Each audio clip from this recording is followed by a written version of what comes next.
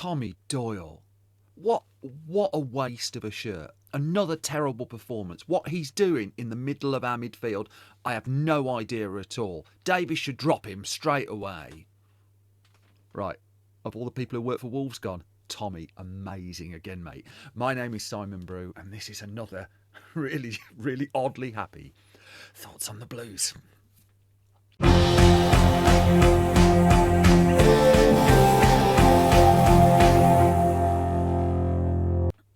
Hello, and a very warm welcome to Thoughts on the Blues. The morning after Birmingham City 2, Watford 1. I have dried out after, let's just say, fairly torrential conditions at St Andrews. I swum my way up the hill. I took a very, very slow front crawl. Did a bit of backstroke just as I got towards the entrance. Before I get to the game, I just need to quickly address the club shop. Now, hopefully none of my relatives are watching, because last night, before the match, the traffic was oddly not bad, but then I did travel in a boat. And so I had time to go into the club shop, and I bought an item for a relative of mine, which cost 25 quid for, just in case they're watching, something that doesn't look like it was made with the finest, sturdiest equipment.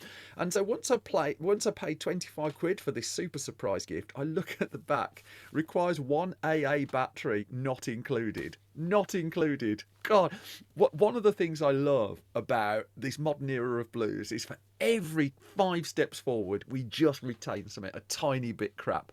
There's a B&M Bargains over the road. There's a Morrison's. They sell batteries for just like piss. I mean, it's just like nothing. Battery not included. Happy Christmas, Blues. Never change. Never change. Right, home to Watford. This was a game where we've had, set the scene. 3 home games on the bounce where we've scored 4 goals. Portsmouth didn't really lay a scratch on us. Millwall remains the surprising one. They're in third. That team that turned up and just like after 20 minutes rolled over with its legs in the air while we tickled their belly for 4 goals is in third. Norwich 4-1, again, gave them a goal, but they didn't really lay a scratch. Watford, completely different proposition, I thought. And we weren't coming up against a team with manager troubles that were ongoing at that moment. They'd done their weekly change of manager just well in advance of the game. And so they were looking... they were looking pretty decent, like they were turning their season around. And so I wasn't going in expecting a 4-0 win. I'd be surprised if we got 4 goals. But I did think this is the latest test, isn't it? This is the kind of game where if you want to be at the top end of the table, you've got to get a result out of a game like this. So, it all had a happy ending, which I'll come to shortly. But we were kind of like thinking we might sneak it by goal in the stand beforehand. However, team selection was Chris Davies' hand was forced by Iwata's ban. Bright Asai Samuel comes in for his first start in a while. Mildly risky against such an attacking team, but then what were the other options really? Alphonse Stamsted on the bench. He could have done the thing of, he could have done a couple of other jiggly things around there, but I think most of us were just like, yeah, you don't want to change much of this team. Asai Samuel, that's fine. Heading into the ground, with my expensive purchase and complete lack of AA battery on the way in, I should acknowledge that once again on a very rainy St Andrews night, the concession stand around Block 37 was doing its damnedest. Its latest attempt was to win the how slowly can we pour hot water out of a hot water spout competition, and let me tell you, it did really well. I don't know, was this the same in any of the other bars in the ground as well? In that, they listed the alcoholic beverages and they got the prices the wrong way round. So a half pint was double the price of a pint. I wonder if that might just have been us. I was on the Bovril, to be honest, and let me tell you, it was suitably lukewarm. I went into the gents beforehand, where they've still got the temerity to put a sign above the tap that does hot water as ice spits out of it onto your hands. Great. So, We see. I mean, it was clear. Sky cameras are in. 8 o'clock Monday night, piddling down with rain. Lowest attendance of the season, 26,000 for the league anyway. Watford didn't fill their end. The top end of the Gil Merrick had a few gaps, but it's the first time like the place hasn't been absolutely rammed. This season, pretty noisy crowd. Jaundice dog. Now that like Bo and Bell Brummie have had their new suits and look like they're seriously ill as they go round, geeing up the fans. A really lovely moment as well as the mascots came round. I mean, there's a lovely video of like one of the mascots at the Norwich game going up to the Norwich fans and giving it to them a bit. There was a bit where they brought round one of the mascots was a Watford mascot, and Jaundice Dog brought that mascot round to the Watford fans in front of us, and they got a huge round of applause. I thought that was really lovely, actually. I also kind of like that kid's going to be late for school. 8 o'clock school night, and like Watford, don't you live all the way down there? It's going to take a cracking notes teacher on that. We set up then. And I mean, my expectations were, I was a little bit nervous of it. And then, I don't know if you noticed, like the last 5-6 games, we've been involved in, one team has had a shot within the first minute. This time, it was not us. And Watford had a very long, a really fast effort, actually. James Beedle goes wide of the bar, wide of the post. So, my James Beedle theory, right. This is playing to a very niche section of the people who watch these videos. If you are of below a certain age, I mean, hopefully you'll learn something from it. But do any of you out there remember this? Roy of the Rovers comic. I mean, you might have noticed, behind me is a load of crap. I collect old magazines. I'm a film nerd, really, as well, so loads of it film. But I loved Roy of the Rovers. There's this smashing book as well. It's out of print now, Roy of the Rovers, The Playing Years. And it takes you all the way through, like the story of Roy of the Rovers, Melchester Rovers, all the highs and lows. So, the people who did the storylines for Roy of the Rovers. Oh, look, I've got the 1982 annual here. Bought from a Hales Owen charity shop. Look at that. Beautiful, proper stuff. Don't make them like that anymore, etc., etc. Not like that in my day. I think I've ticked all the boxes. Right. But so Roy, God, here we go. So Roy of the Rovers, Roy Race, played for Melchester Rovers. And whenever they ran out of a bit of plot, they did the eccentric goalkeeper storyline. And in all the time I was reading this particular comic, it cropped up like every 2 seasons or so. So they had Charlie Carter, I can't believe I remember the names, Walter Williams, Andy Stars. I think they had someone who was rapping as well by the end. They had a rapper in goal. And the idea was that the plot would be something along the lines of, you bring in this keeper, he's really erratic, he looks really uncomfortable, but somehow manages to keep the ball out of the goal. James Beedle, right? He's having... I mean, in days of old, we had like Olivier Tebbely playing in defence, better in midfield by the end, but in defence. And there was a point where you'd sit watching the game and you'd wait for the Tebbely moment, that he'd have this like 9 out of 10 game, do something really daft. Sometimes results in a goal, sometimes not. Cashin has watched Tebbely videos, I think. Hopefully it comes good. It's not going to Jack Robinson for a minute.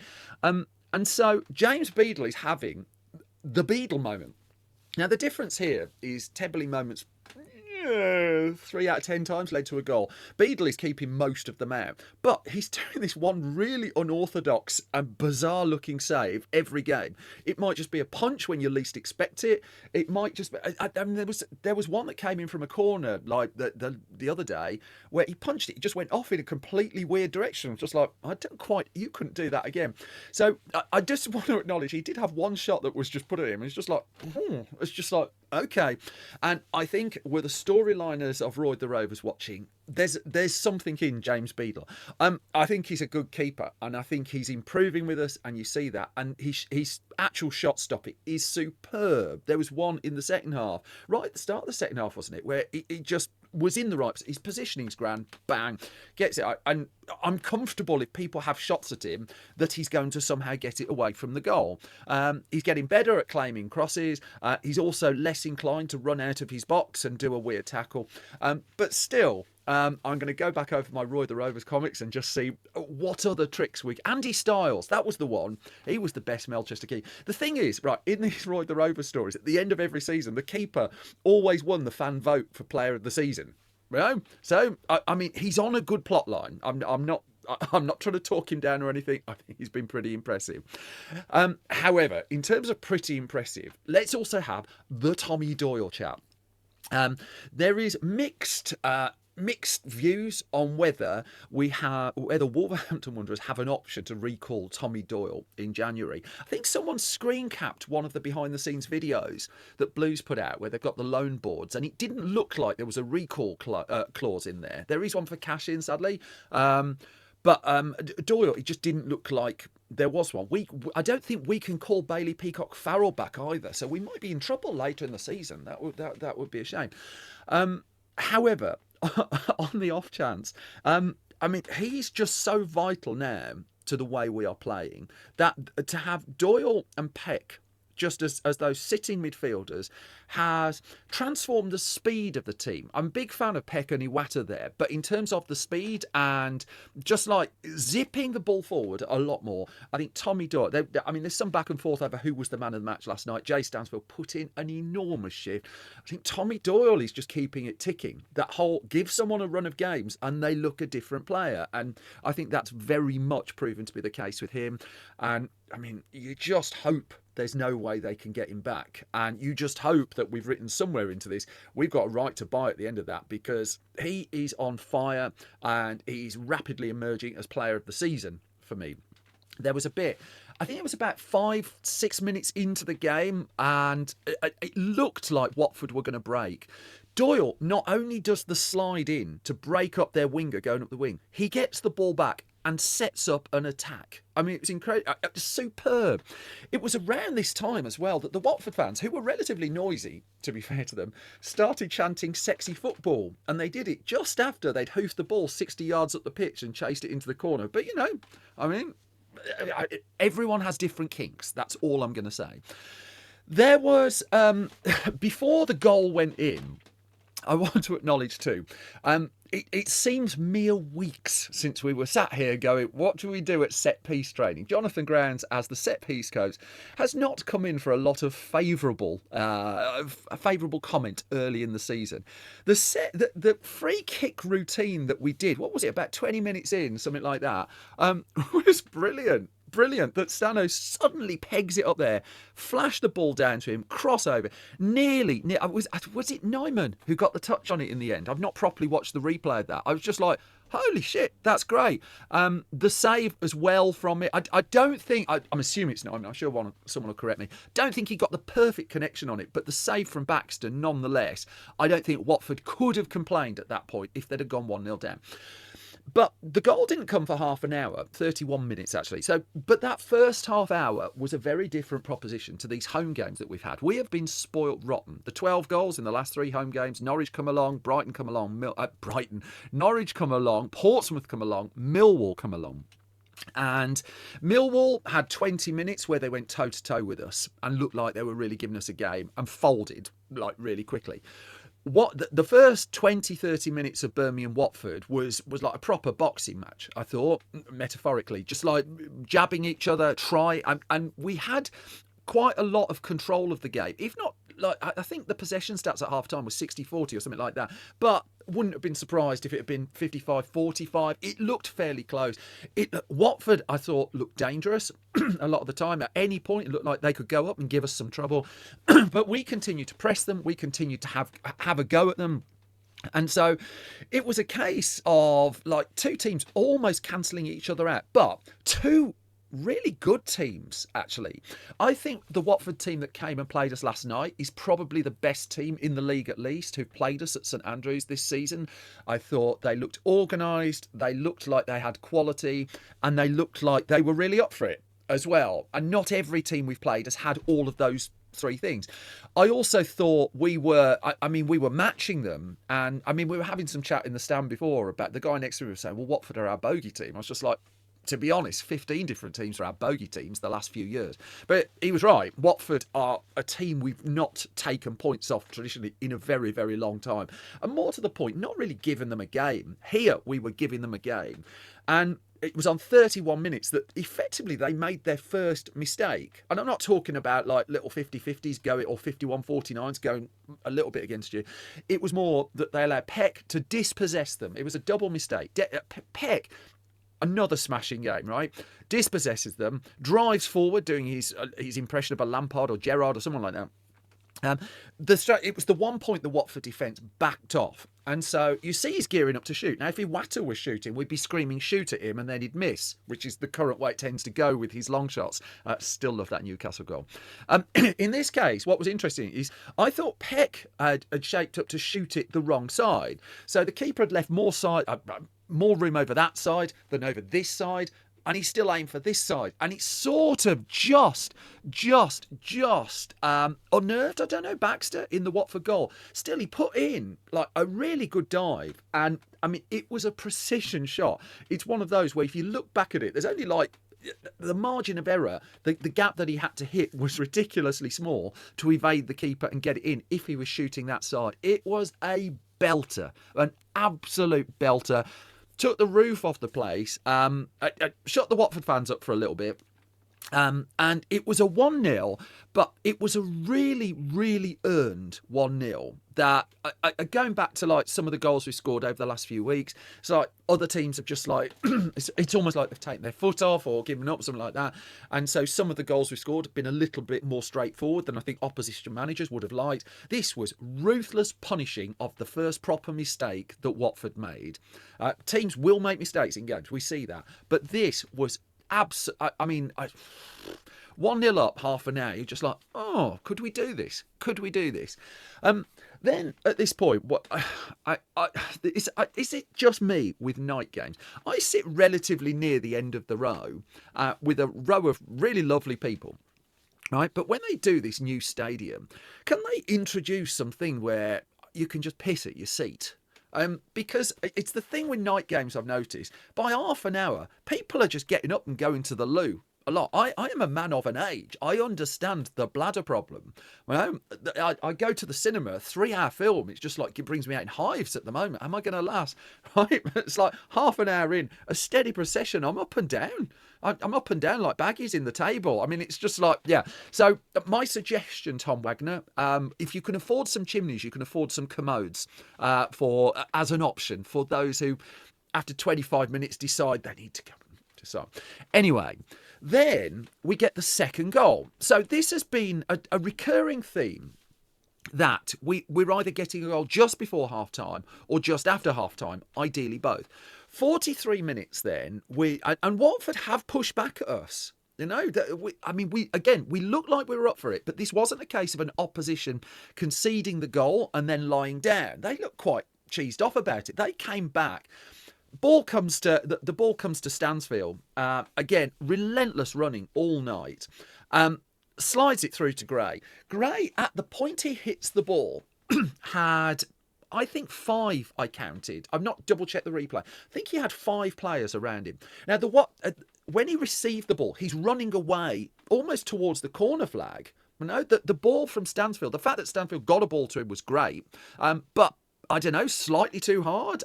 It just meant that Gray had to get it and come back on himself a little bit with 5 players in the way.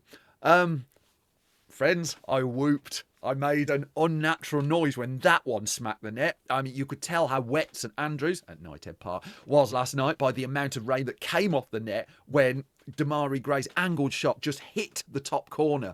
It was a peach. It was a peach. Right in front of where I sit as well. We spent half time admiring Demarai Gray's skid marks where he just like, I'll rephrase that, but he did the slide on the knees right in front of us. Sorry, I can't believe I did that. 2-0 up at half time.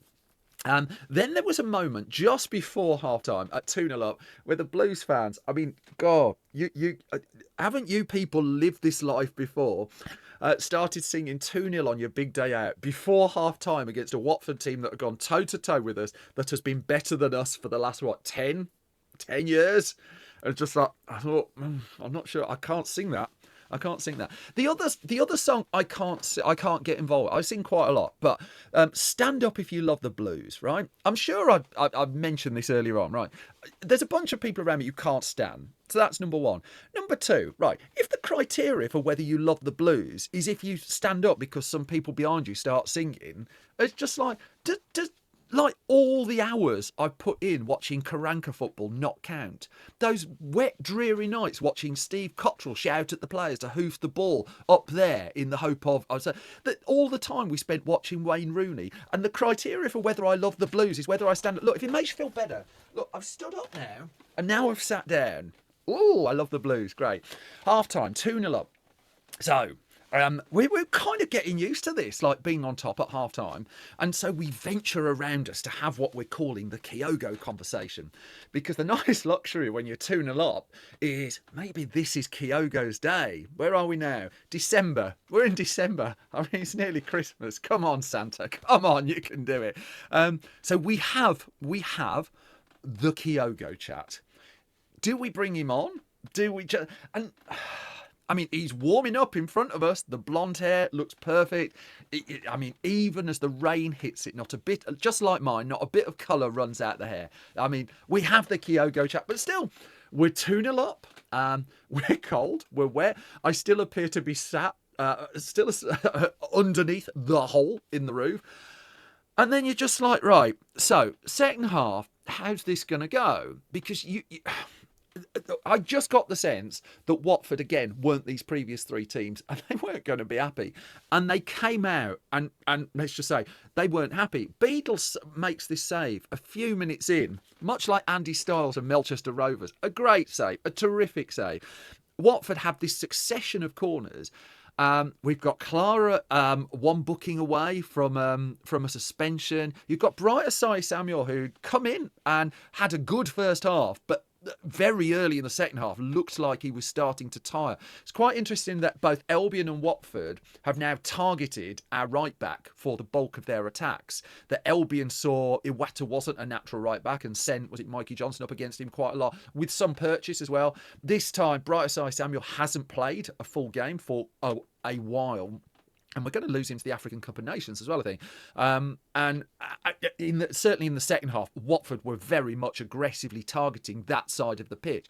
I would imagine the teams that are scouting us at the moment, where they're looking for the weaknesses, are aiming that way, certainly on the evidence of the last two games. And again, early in the second half, they were getting somewhere with this. Then we get the miss. So... one of the nice things is we've had in recent times is getting the extra goal just past half time. And boy, did we have a chance. Boy, did we have a chance. That we closed down the farting around at the back that Watford were doing. And to my eyes, I can't even watch the replay. Dux, 3 goals, 2 games. It wasn't his best game last night, but he was still present. You know, he was still working his backside off. Conspires to put the ball wide from what looks like yards in a one-on-one, just not even on target, just wide. Just like, I'm terrible at football. That's the kind of shot that I do. You know, when you'd like sat you're watching the football, someone said that I can do that. Even I could have scored that. All I would say is, even I could have done the level of miss that Dux does. I'm not saying I hit the target. I'm legitimately terrible, but I could have rolled it that far wide. I mean, Watford's shots in the first half were hitting the advertising hoardings, but at least they had the courtesy to do it from like about 10, 20 yards out. This was like, just left a deliberate extra pause there just to accentuate what that was. At which point, over on the Blues bench, Kyogo nudges Chris Davies, just like, Gaffer, I can do that. And he starts warming up straight away. It was as if it was just like, no, I've got that absolutely covered. 2-0 up, there was, the last few games, the substitutions that Chris Davies has made have been consistent. I've brought this up before, that off comes Demarai Gray, on comes Keshi Anderson, off goes Dux, on comes Kyogo. That may well have been the plan again last night, had the 61st minute not happened. So, Watford were firing a couple of warning sides here. Is it Mama, their number 42, who looked trouble? It looked like he was causing us issues. And there was a bit just before he got his goal where a really long ball just goes over the back of our defence and he conspires to get it over the bar from like 4 yards out, something like that. Not quite the level of the Dutch miss, but not a good miss at all. Good for me, I mean, you know, but not a good miss. However, they keep going for Asai Samuel. And 61 minutes, they get round him, not for the first time. Low ball in. Beedle gets a hand on a shot that's hit hard and low at the set. It looked to me towards the centre of his goal, but fairly point blank. Got something on it, rolls in. Blues 2, Watford 1 at 61 minutes. And so this is where it starts to get interesting, because I don't think we've really been up against that for a while, certainly at home. That Norwich pegged it back to 2-1, but we're just like, what the hell are you doing scoring against us? We just go and get another goal, which we did. Watford, I keep coming back to it, a very, very different opposition. I was really impressed for large parts with Watford, and you can tell that they have the look of a team that expects to bounce between the Premier League and the Championship, and they certainly had the quality to do it. So this is where Chris Davies varies his substitutions. Now, he left it till 73 minutes, it says here. It felt a little bit sooner than that, although I will say that the St Andrews clock looked to be going at the I mean, every time I looked at it, it looked like time was going backwards, like we're in a DeLorean or TARDIS. The time was ticking so slowly for that last half hour. However, first of all, Anderson comes on for Gray. I mean, I think most of us expect that. But the change on 73 minutes was different, and I thought it was match-winning, really.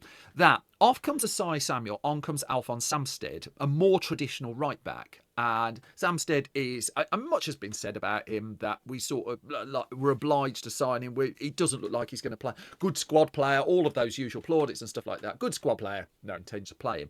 Bring him on, and I thought he had a good 15, 20 minutes. Looked dangerous going forward as well, but absolutely solidified the defence. Was a smart move. I think when we've got squad players on the bench who we might be relying on as we play 54 games in the next 2 weeks or whatever it is, I think it's smart to get them on the pitch and to show that you trust them. And you know, this was a moment of trust as well. This was, I mean, we were expecting the Alamo to come at us for the last 20 minutes. But the other change was, off goes Ducks, on comes Lyndon Dykes. Now, I at one point I wondered if we were going to do that against the Albion, but it struck me fairly early on in the second half, we don't have the luxury of bringing Kyogo on here for 2 reasons. Number one, very different kind of player to Dykes, and number two, it's almost become a game in the stand. Is he going to get his goal? And I think, again, I've said umpteen times, I think he's a really good player. Most of us think he's just going to need that moment, and it's just going to unlock him. I certainly hope so. The second half of the season looks like a good runway for Kyogo. Lyndon Dykes, meanwhile, I don't expect to be here in the second half of the season. Of all the players on the pitch, he's the one pretty much definite to be on the pitch during the World Cup next summer. And Dykes nearly left us on transfer deadline day last year. He's going to want a lot of football ahead of the World Cup. Is he going to get it at Blues? Don't think he is. However, what he brought to the last 20 minutes of the game is something that we'd lost a little of, which was control. That before those substitutions were made, in the 10, 12 minutes between Watford getting their goal back and those subs coming on, it was 10, 12 minutes where Watford were controlling the game.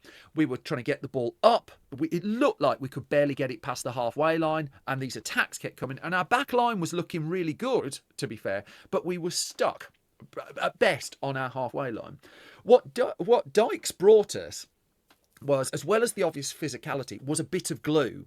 And I thought it was interesting. After he came on, the ball stuck up the other end of the pitch a lot more than it did before he was on the park. That I think Dux, again, I think it was a 5-6 out of 10 last night, but no lack of effort. Good miss.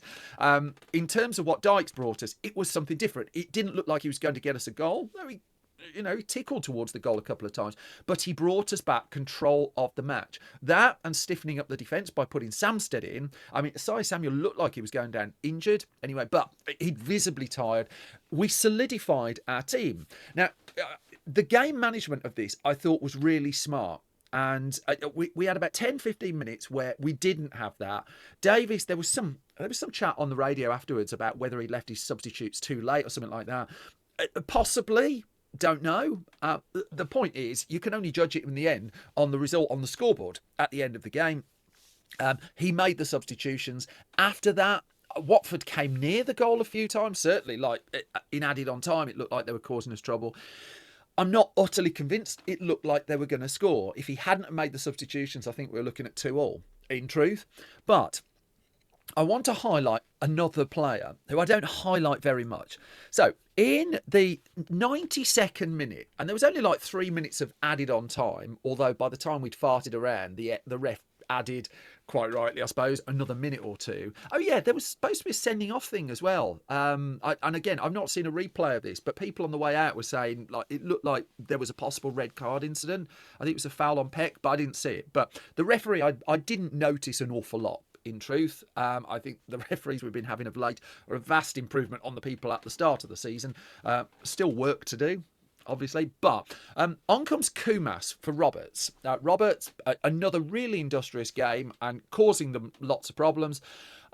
Kumas, one of my, I mean, he's a good player. He's a really good technical player, much better footballer than me. I don't think he's looked very physically strong in key moments. There was a bit, it happened right in front of us at the end of the game. The ball comes down the Watford left wing. Kumas works his backside off to track back and put in I won't call it a game-saving tackle, but a really crucial tackle at the end. It's the best thing he's done in a blue shirt, and you can bet it will be cut out of every highlights reel or anything like that. But it just like, he stopped a cross going in through grit, determination and sheer effort in the last minute of the game. And the last thing we wanted in the last minute of the game was Watford banging another cross into the box. And Lewis Kumas, I salute you enormously for that. You know, to come off the bench and just make that one crucial intervention. And yeah, I might be bigging it up a little bit, but I just thought I thought it was terrific. I stood up and applauded him at that point. I know, like, people are about 50-50 on him. Just thought that was a brilliant moment. But also it showed how hard the team were willing to fight for the win. Because the final whistle goes like a minute later. We've won 2-1. That is, to my mind, the best home win of the season. So bear with me on it. I know we've just had 3-4 goal victories at home. This was a really, I call it what it is, a really hard game against the toughest opposition I think we've played against at St Andrews. And we had to show two sides of the game. It's like, which we've not had to do in these four goal matches, where our relentless attack and control has brought home the points. Here, not only did we have to break down a really tough team, but then we had to absolutely dig in and fight for the result. So, you can look at it with a hypercritical eye and just say, well, perhaps we could have done that, changed that a little bit soon, blah, blah, blah. We've come away against a Watford team that will test lots of teams in this league with a deserved and really fought for 2-1 victory. We had to fight for both of those goals. You know, we had to fight to keep them out. And we looked like we really, really wanted it. I was so hugely impressed by the Blues last night, and it's been a delightful run of home games. This, even though I didn't really enjoy watching the last 20-25 minutes, apparently the hot water was ready with 5 minutes to go back in the canteen. I didn't enjoy watching it, but it was like the old style, you know, fighting for a win in the championship game. And as the cliche goes, if you want to be up that side of the table, you have to get a result on nights like this, when you're up against a really tough team who are pushing you, who can bring on players. I mean, when they brought on like 4 subs in one go, they were swamping us for a little while, and they tested us so much, and we came through with 3 points. And I mean, man of the match, Doyle, Stansfield, Nyman. I mean, take your pick, go down the list. There were a lot of really good performances, but there were a lot of people. Gary Monk, I think it was, used to say when he was Blues manager, he wants players to drag themselves off the pitch, having given everything that they've got. And I know it's a little bit of an old-fashioned way to look at football when we're supposed to do like sports science and have you eaten your chicken and shit like that. But they drag themselves off. But it was, I mean, I would imagine they were absolutely knackered, and they did what we as fans wanted them to do. They gave it all for the shirt. And Watford, I mean, their fans, I thought their fans were pretty good as well. This isn't a Watford video, but, you know, even at 2-0, I mean, they weren't quite going home. They weren't the Millwall fans. I'm not trying to offend Millwall fans. No. But, you know, they stuck it. They got behind it, particularly when their team started fighting for them. But you look at the league table this morning. I mean, I'm looking at the league table this morning. It's like, what's going on? It's like, we were talking earlier in the season about we start to judge this season like after the 3rd international break, and we see where we are. And we're 7th. I wouldn't have called that a while ago. We've won 4 out of the last 6. We've lost 1 in 6 in the league. We've got a goal difference of +7. Where the hell did that come from? And so, Coventry are marauding their way through. Fair play. Middlesbrough, 2nd place on 33 points. Bristol City, 6th place on 29 points. Blues, 28 points. At this stage, in 7th place, equal on points with Hull, but our goal difference is better. 3 points off 3rd place Millwall, who have a -3 goal difference, and they have a -3 goal difference because they came to St Andrews at Knighthead Park and got their arses absolutely spanked. What a delightful night that was. Apart from the fact that I'm now going to be incredibly ill because I walked away absolutely soaked through. The swim back down the hill was a lot faster than the swim up there. Thank you to the council for putting temporary lights down the bottom of Adderley Street as well. Much appreciated. Just what I want on a late Monday night, just to be held up a little bit more for no discernible reason. That notwithstanding, as good a win as we've had this season. Now we come to the 2 upcoming away games before the Christmas season starts in earnest. Can we start doing what we're doing at home in our away games? We sort of did it for half an hour at the Albion, but I think we're seeing really complete home performances. If we could start seeing some really complete away performances as well, bloody hell, we might be dangerous.